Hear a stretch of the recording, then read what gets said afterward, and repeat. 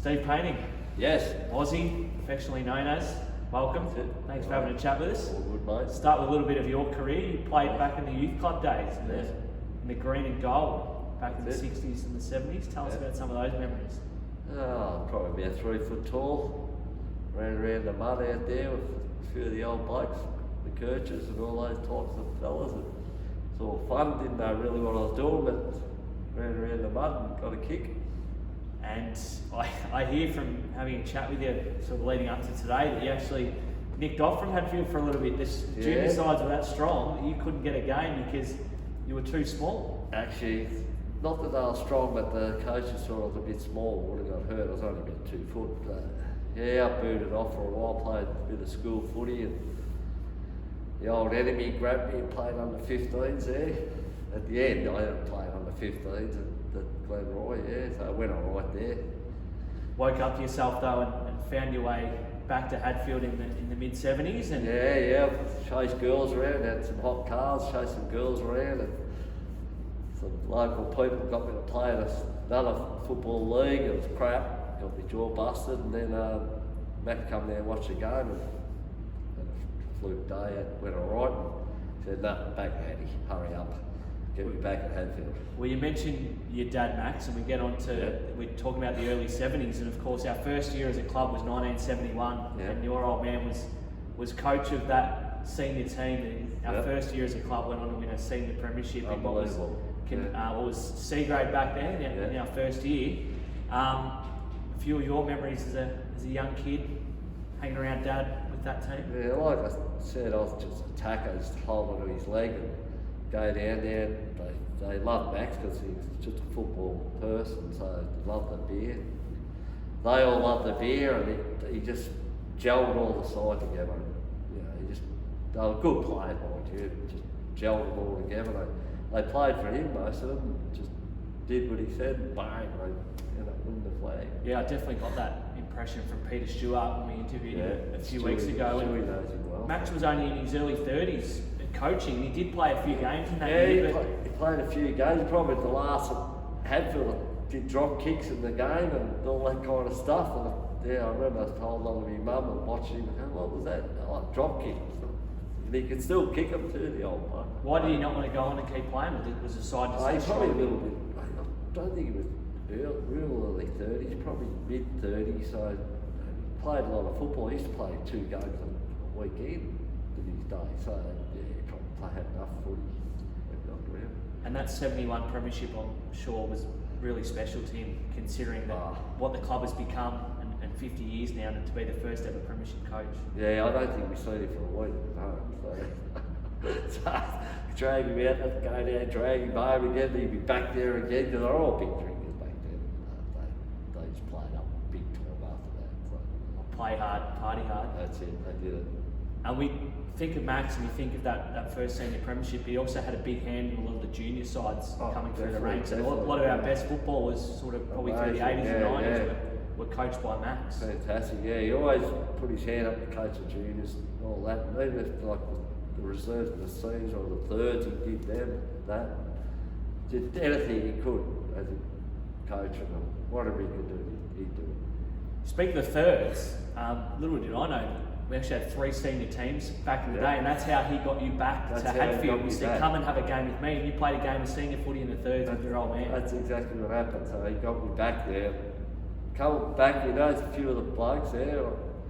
All right, I'll come and have a game with you. So I played a game with him, and I didn't know it was the first father and son thing, and it just happened. And then that was it. I just clicked with the club, loved all the guys down there, and kept going from there. Well, in 71, you were too young to celebrate like your old man would have been, but come 79, 100%. Another senior premiership, you were probably at the right age, you could dig in a little bit with the post-game celebrations. 21 or something like that. What are your memories of 79? What I remember is 79, like playing a few games I did play that year under Dolly, and I just remember how big the guys were, like huge blokes, they were strong. I was still like small, geez, I was strong. And they loved the party. So back at Reddish Reserve, it's just huge. And I'm thinking it was the same with the 89 crew. 100%. Caught up with a few of them, but it's definitely the vibe I get. They trained hard, played hard, and then played hard. We used to, train hard, play hard. We used to go out. Actually, probably shouldn't have. We went out Thursday nights a few times and played up a bit. But they were fantastic blokes. I still love them to death to this day. I feel we're best mates to this day. And those 89 guys who played in that senior premiership, you probably played with a couple the year before in '88 when you were a reserves premiership player. Around that time, probably a lot of the guys. 100%, 100%. So I was finishing up there now, like the era, but they got me to be captain at one stage out of reserve. Can't tell you what year it was. I think it was under Ray Cheeseman, if I remember. Peter tells me, but I think it might have been under Cheesy. I got me to keep playing in the reserves, and I kept playing. Yeah, we had a lot. We had win the flag on the Guesty. We won the flag that year up in Keeler, so it was good. Well, you mentioned before your reserve side were actually quite strong during that era because you started to get your juniors come through and then started to build a bit of a good culture. Blokes got down to training. There was a bit more pressure on spots and that. Started to have a strong reserve team. Yeah, that's what was different back then. The pressure that put on you if you played in the seniors, you had someone pushing you up the button and go right or mid. So it's really strong back then. And I still remember when I was here as a junior, you were still playing reserves. This was '88. If you're telling me that you finished then, I wasn't born till '90, and I was playing juniors here sort of late '90s, early 2000s. You were still filling in for reserves then. Yeah, I still fill in every now and then. They ring me up, come down and have a kick. So of course I went to supers, but they kept ringing me up, come down, quick, we're short or whatever. I'd come down and have a kick. So it's fun. I love the people. It's a sign of a good clubman when you can come back and help out reserves when they're struggling a little bit. I love it. I love footy. I love it. So that's it. And we sit here today in front of Max's Bar, named after your old man with the photo up there. We've got a Carlton draft out for him today. It must be pretty special. For Max. That's it. It must be pretty special every time you come back here and you see your old man's photo. I talk with Peter Whittle a lot, back in the day and everything. When me and him used to knock off work and come in, I had Max and his old man and everyone, the old campaigners of the year, we'd walk in these rooms all reddish, their eyes would light up when we walk in, just probably going to take the piss out of us, but we'd had so much fun with the older blokes. We'd gone on really well for all the old blokes. When we walk in, they were fantastic people, club people, unbelievable people.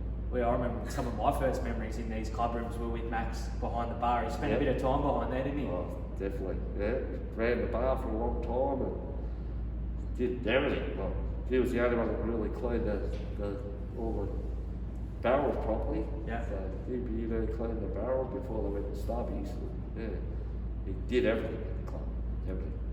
And we reflect on what is now 50 years.